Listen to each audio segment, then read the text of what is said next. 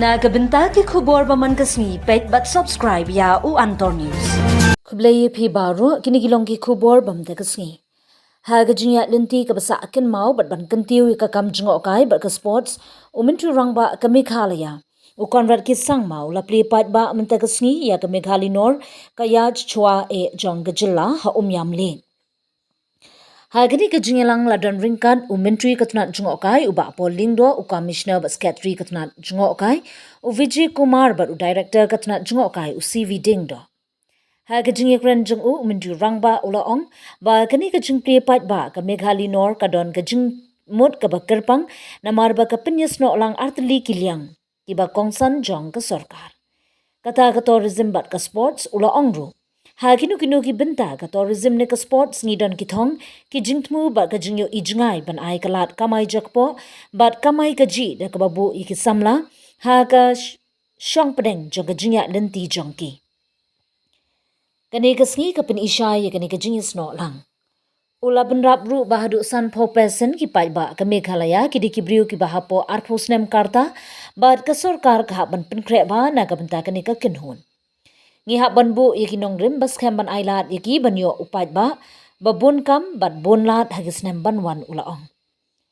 Myntri Rangbah ula keduru baka Umiam le kampat poi shinu kala ban poi ba ka sorkar kala zdang ban pentri kam shibun ki rokam kentiu.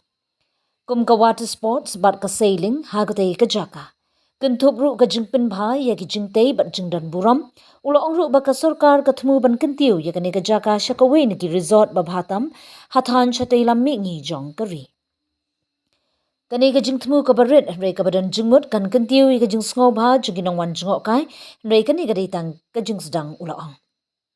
Haba kadau ya ka jingkong san jung ka Umiam lake kum ka jaka ailat iki kam sports ha Myntri Rangbah ulaong ba kani ka jaka ka badan kadur kentang bat ka jing yarap jong kamaryang kala ban kiu shaprang shu kum ka jaka le kai sport ha Ula ai ka jing yaro iki nong ile kai ki blawan ra nam bat buram sha ka Jylla.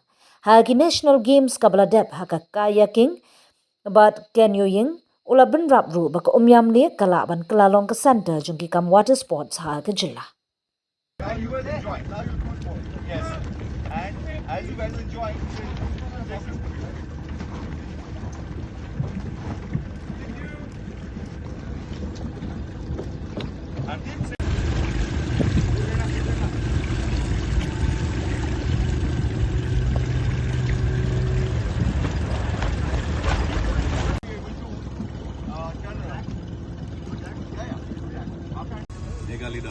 so we are here at the launch of the Meghalinor.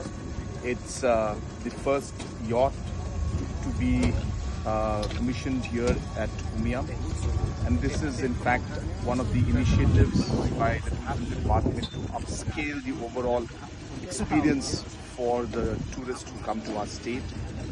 It also has got elements of sailing in it, so therefore our youngsters and the youth also are very excited about it.